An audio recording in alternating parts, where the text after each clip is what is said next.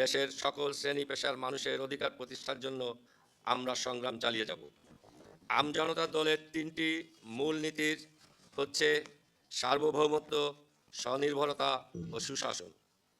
আমাদের স্লোগান হবে স্বনির্ভর অর্থনীতি, সুশাসনে সমৃদ্ধি। প্রিয় বাংলাদেশের নাগরিকবৃন্দ, বন্ধুপ্রতিম রাজনৈতিক দলসমূহ এবং সাংবাদিক ভাই ও বোনেরা, রাজনৈতিক পথ চলায় আমাদের অনেক ভুলভ্রান্তি থাকতে পারে। আমরা সেগুলো সমাধানে আপনাদের পরামর্শ ও সহযোগিতা চাই।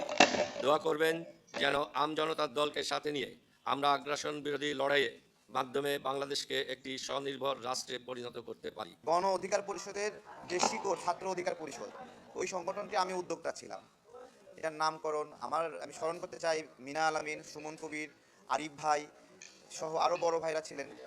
আমরা একসাথে ছাত্র অধিকার পরিষদ নামের একটা সংগঠন পাবলিক লাইব্রেরিতে তৈরি করি এবং কোটা আন্দোলনের নেতৃত্ব দিলাম। আমরা সেখান থেকে যুব শ্রমিক গণ অধিকার পরিষদ কার্যক্রম করেছি। এই নামটি বাদ দেওয়া আমাদের জন্য অনেক কঠিন ছিল, কিন্তু আপনার হলো একই নামে দুটা ইউনিট তো চলতে পারে না। এইরকম একটা বোধোদয় থেকে আমরা অনেক সময় নিপীড়নের শিকার হয়েছি। আমাদের একটা ভাবনা যে এটা খুব সমস্যা হচ্ছে, আমাদের সদস্যরা অনিরাপদ বোধ করছিল, মানে নানা দ্বন্দ্ব বিবাদ ভালো লাগছিল না আসলে। সে জায়গা থেকে আমাদের শুভাকাঙ্ক্ষী বড় ভাই যারা আছে, বিশেষত পিনাকি দাদা সহ সবাই দাদাই বলছিলেন নামটা বদলায় না, এভাবে বলছিলেন। তো দাদা সাজেস্ট করা নাম আমরা সিলেক্ট করে ফেলেছি, সবাই সমর্থন করছে। সবাই দোয়া করবেন আমাদের জন্য। ভারতের আগ্রাসন বিরোধী লড়াই আমাদের কার্যক্রম ছিল, সেটা যেন আমরা অব্যাহত রাখতে পারি, এই দোয়াটা করবেন। আমরা খুবই দুর্বল একটা অবস্থায় আছি, ভঙ্গুর অবস্থায় আছি।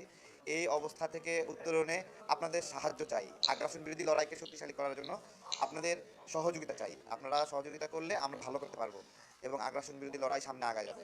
আমরা নুরুল হক নূর, রাশেদ খান নেতৃত্বাধীন যে গণ অধিকার পরিষদ, তাদের শুভকামনা জানাই, তারা ভালো করুক। আমরা চাই যে রাজনৈতিক ময়দানে এই নামকেন্দ্রিক দ্বন্দ্ব বিবাদ আর না থাকুক, এবং তাদেরকেও আমরা বলি যে আমরা বিভিন্ন সময় অনলাইনে অফলাইনে ঝগড়া করেছি, সাইবার যুদ্ধ করেছি। তো এটা আর না হোক কখনো, আমাদের যুদ্ধটা শুধুমাত্র দেশের জন্য হোক।